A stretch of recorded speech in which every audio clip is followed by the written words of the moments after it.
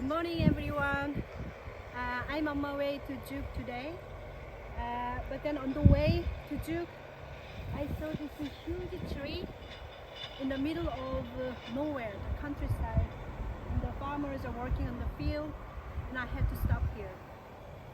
And I was wondering what kind of tree this is, and the name of this tree is Linde. Then I was wondering how old can it be? It's 800 years old. Wow. Talking about the story. So what kind of story this tree has behind.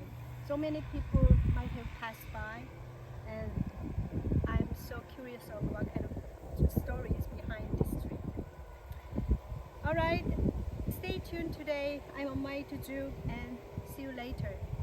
Bye.